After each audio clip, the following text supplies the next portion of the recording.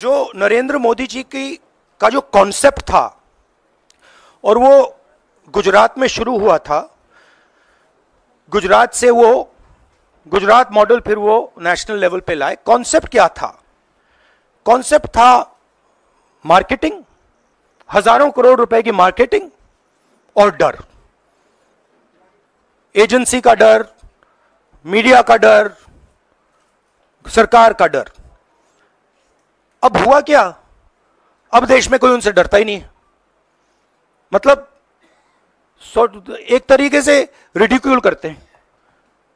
जो पहले 56 इंच की छाती थी, अब नंबर तो नहीं दे सकता हूं, बट 30-32 हो गई है, राइट? तो अब पूरा जो ढांचा था, इतना बड़ा गुब्बारा था, वो इतना बड़ा हो गया। अब इससे नरेंद्र मोदी जी को साइकोलॉजिकल बहुत टेंशन होगा, बहुत प्रॉब्लम होगी, क्योंकि उनका जो काम करने का तरीका है वो लोगों को डराने का है, धमकाने का है। अब वो डर चला गया। आपने देखा, पता नहीं देखा या नहीं, वाराणसी में वो चप्पल मार दी किसी ने। अब आप इमेजिन कीजिए, चुनाव से पहले अगर कोई मारना भी चाहता था डरता, तो वो जो डर था वो गायब हो गया, खत्म हो गया। और इंटरनल भी प्रॉब्लम्स हैं, इनकी पार्टी में प्रॉब्लम्स हैं, इनके पेरेंट ऑर्गेनाइजेशन में इश्यूज हैं। तो मेरा कहना है कि जो नरेंद्र मोदी का जो कॉन्सेप्ट था उसको ऑपोजिशन ने डिमोलिश कर दिया, खत्म कर दिया है। उसको आप 56 इंच की छाती कहें, उसको आप डर कहें, उसको आप मतलब जो बिग नरेंद्र मोदी जी की जो इमेज थी उसको फाड़ दिया हमने। अब अगर वाजपेयी जैसे लीडर होते जो जिनमें ह्यूमिलिटी थी, मनमोहन सिंह जी जैसे जिनमें ह्यूमिलिटी थी, लोगों की रिस्पेक्ट करते थे, बात सुनते थे, ऐसी सिचुएशन वो काम निकाल सकते थे।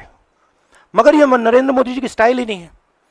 नरेंद्र मोदी जी मतलब किसी की सुन नहीं सकते, बिना फोर्स काम नहीं कर सकते।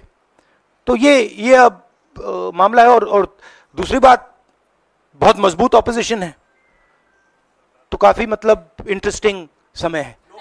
अगर आप आइडियोलॉजिकल लोगों को वाइस चांसलर बनाएंगे, इनकेपेबल लोगों को वाइस चांसलर बनाएंगे, एग्जाम्स के जो स्ट्रक्चर्स हैं, एग्जाम लेने के स्ट्रक्चर्स हैं, उनमें आप आइडियोलॉजिकल लोगों को डालेंगे तो ये काम होगा।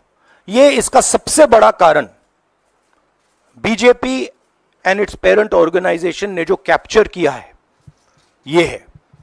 और अगर आप कल्प्रिट ढूंढना चाहते हैं तो मैं आपको बताता हूं, जिन लोगों ने हिंदुस्तान के इंस्टीट्यूशंस को डिस्ट्रॉय किया है, जो पहले ऑब्जेक्टिव हुआ करते थे, इम्पार्शल हुआ करते थे, वो आज इम्पार्शल नहीं है, ऑब्जेक्टिव नहीं है, आइडियोलॉजिकल बना दिए गए हैं और मीडियोकर लोगों को इन इंस्टीट्यूशंस में बैठा दिया गया है। इसका मेन कारण यह है।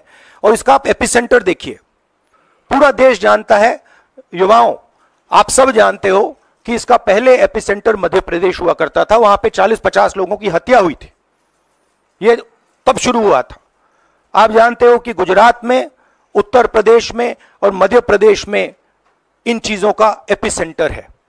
और आप यह भी जानते हो कि बीजेपी के लोग कहते हैं कि हमारी लेबोरेटरी मध्य प्रदेश और गुजरात है। तो लेबोरेटरी से यह काम शुरू हुआ है और अब यह काम देश में फैल रहा है और आपका इससे नुकसान हो रहा है।